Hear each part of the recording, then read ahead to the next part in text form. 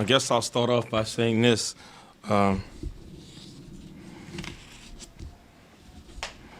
proud of the guys in the home team locker room. I thought they did a heck of a job sticking to the game plan, focusing on the things that we worked on throughout the course of the week, being aggressive, hitting first, and I thought they did a good job weathering the storm. That's a good team, well-coached team, physical team. Obviously, it's been well documented. They have what I consider the best player in the conference right now. You know, quite frankly, I thought we were better tonight. And I'm proud of my guys for executing and staying together and bringing culture to the floor. Coach, what do you feel like was the biggest difference between this game and the last time you two played? Like 6,000 fans or something like that. I mean, call it a buck, right? Dude, we played at home in front of the best crowd in the Sun Belt, and it was amazing. You know, the hype behind it, the guys were excited, ready to play.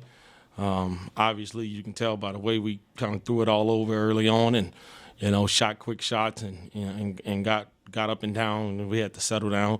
But certainly administration and the community and the student body and everybody involved, you know, came out. And they didn't need a motivational speech from me today.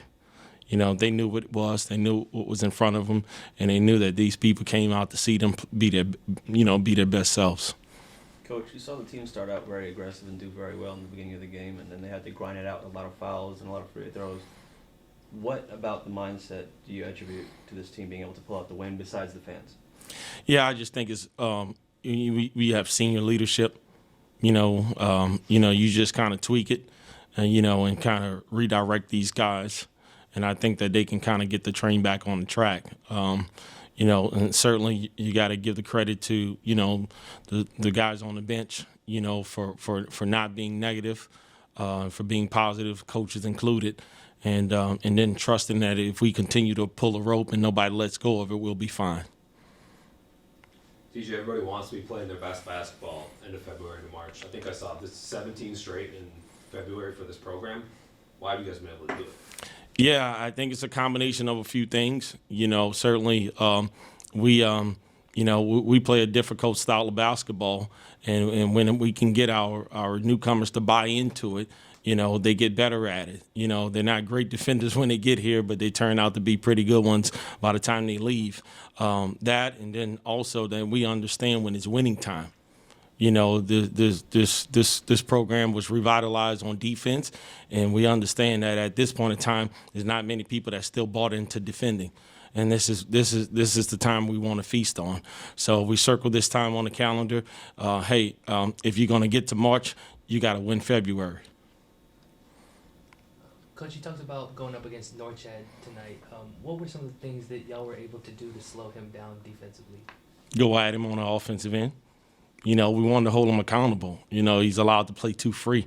So we got to kind of get him caught up in the flow of the game as well. And then we wanted to wanted to try to front him, give him different looks. Then we wanted him to be facing numbers. And he's a super talented player, obviously. And then we want to try to do our best to be physical with him as far as rebounding-wise. So kept him under his average, rebounding-wise, and we did what we could with 14 points. But he's a really, really good player. But I thought we did a good job of mixing up the looks tonight. Coach, last time you talked to us about, brick by brick, not too many games left, not too many bricks left. How are you feeling with about 3 or 4 left? We're trying to go 1-0. You know what I'm saying? You do that enough time, you find yourself, in a certain place at a certain time, and that's what we're trying to do. So, everything starts with the present. So, it's all about bringing culture to the floor. We talk about it all the time. It's a win-the-day mentality, and I thought that we did what we need to do to win today. Do you think you're more asking the players to stay in the present, or is that more of just the whole team spotted on that? I'm asking them every single day. It's difficult, for us all. It's hard to live for today when you're playing for tomorrow. Coach, going up against Little Rock on Saturday, what are you expecting out of that matchup? Another physical game. You know, certainly contrasting styles. You know, they're going to run their pinch post stuff. They're going to play in the half court a little bit. You're going to run a little 1-3-1 zone. So we're going to have to be good. We got to be good decision makers, and we got to be physical at the point of attack. So for us, this can't be our Super Bowl. You know, the most important game on our schedule is Saturday. Coach, throughout the time we've seen your staff influence players, we've seen some attributes come out that reflects your coaching staff. What would be the ideal player that represents this coaching staff and this culture? I would say Shelby Adams. You know, without a doubt, it's a guy that got it out the mud, you know, grinded, waited on his opportunity, and then when he got his opportunity, he seized the moment. You know, I mean, nothing different than what I did when I got here. You know, I had a chance to leave after my first year. I stayed, grinded it out, you know, and when the moment came, I seized it. And that's what Shelby's doing now. I would say he embodies everything that this program is about. With him leaving soon, what would you have him impart onto the rest of the team? Yeah, I think he's doing it every day, you know, and that's understanding that life is way more about your deposits than your withdrawals. He's leaving something with each one of these guys every chance he gets, you know, sharing his experiences, you know, making his leadership the type that you can pass on. You know, so he's doing it behind closed doors and in front of 6,000+ people. So, the only thing I can ask for Shelby is that he send Jace this way when it's all said and done. You know, so because if he's gonna be half the player and half the person that his father is gonna be, he's gonna get a NLI, a national letter of intent from me. I'm telling you.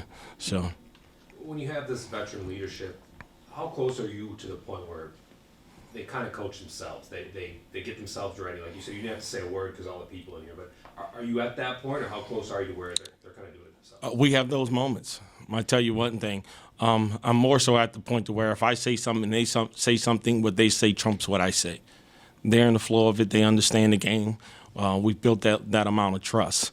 So, but do I still have to coach them? I think I do, because there's some things in which they're seeing for the first time, and they have to be reminded of, what they're capable of doing.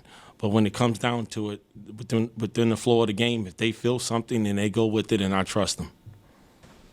Well, Isaiah, I think the most important question everybody wants to know: have you been working on free throws? Not really, but yeah, sometimes. I mean, compared to, I used to don't get fouled a lot last year or the year before that, so everybody think I couldn't shoot free throws, but I just, practice. We practice a lot in practice, so I guess practice helps. You saw you towards the beginning of the game having a lot of fun, smiling, joking a little bit, and towards the end when it got a little tougher, you guys started to grind down, a lot more focused. How was that in the game for you guys? I mean, usually I'm like that every day, so I'm just like, that's just how I play. But until a situation comes when you got to be serious and be playful, but other than that, it's just me all around. Mason, what do you feel like was the biggest difference between this game and the first time you guys played Arkansas State? I think it was our aggressiveness. I think the first time we played them, we came out a little timid. Wasn't really driving the ball like that, but I think we just focused on attacking them, hitting them first, and I think, it worked out good for us this time for sure. What's harder to adjust to, a ticky-tack fouls when you guys are playing defense, or ticky-tack fouls when you're trying to run your offense? Really, when we're trying to play defense, because that's when we're really more locked in, and that's where that controls the whole game. When you don't want to press up too much, you get a little foul call, then you press off, and you try to get a little reach and you get a foul call. So really, just a little ticky-tack on defense. Coach said that you guys are kind of, when you're in the flow, he lets you guys coach yourselves. Can you talk a little bit about that? Oh, really? He said, oh, really?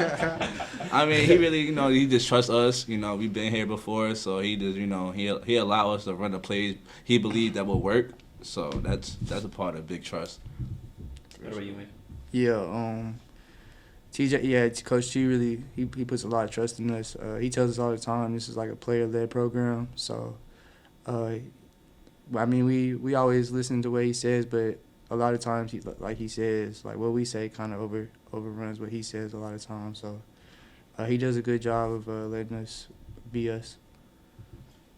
I think that's 17 straight wins for you guys in the month of February. What is it about this time of year that helps y'all step your game up? Really, we're taking it one game at a time because we don't really look ahead. So we just really the next game the biggest one because it's the next one. So just taking it one game at a time and preparing. Why do you think 2-3 years in a row you guys have started to peak though in February? Everybody wants to peak this time of year going into the tournament. Why have you guys been able to do it so far? I mean, I believe we click at the right time.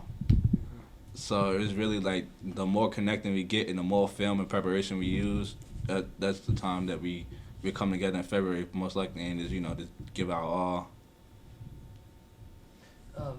Isaiah, you guys went up against Norchad Omer. He's one of the better players in the conference. What were some of the things that y'all were doing to help slow him down tonight? Really try to get him in foul trouble early and just front him and limit the angles on the guards because usually he gets points off dump offs or angles. So it's like if you angle him right, he gonna score automatically. But it's like if you front him and he don't touch the ball and the guard's not going downhill, then he won't get in the ball. So he really just changing our game plan up for him. So that really helped the whole game. How much you said you guys were pretty hyped up before the game. What was it like playing in front of these fans and getting that type of support tonight? I mean, the fan. I feed off the fans, so the fans they came through big tonight. They came through big every game, but tonight is like the most important one because every game is important, and we owe them because we ain't like the outcome at their place, and so we just finished it out here. Mason, you kind of took the conference by, I guess, surprise last year. This year, do you feel like they're more kind of planning for you going into games? You feel like more defense more zoned in on you? Yeah, for sure. How do you manipulate the offense, kind of knowing that it's more about just ball movement, or letting TJ kind of guide it, or is it more about free hand? Let's get the ball to Zay. Yeah, it's a little bit of both. Definitely give the ball to Zay, but it's a little bit of both. Just kind of figuring out what they're doing and trying to react to it, and then also listening to Coach T. He put me in good positions to score and stuff like that. Anything you guys can take from last year down the stretch, apply to the last 4 or 5 games before the conference tournament again? I mean, really, don't look ahead because usually last year we looked ahead and we thought winning a conference was like I understand it's a big deal. That was the goal, but it's more than that. So it's like doing something that never been that hasn't been done here in a while, in a long time. So there's really just taking it one game at a time and preparing for the next game because that's the biggest. If there's something for each of you to take out of this game into the next coming games, what would it be? Be more aggressive. I should have been grab more rebounds instead of trying to take players off, but being more aggressive and getting my teammates open, being a player instead of being like a fan and watch. Yeah, I would say just kind of focusing in on the little things. I think if we do that, we can be even better than we are right now. So I think just doing that.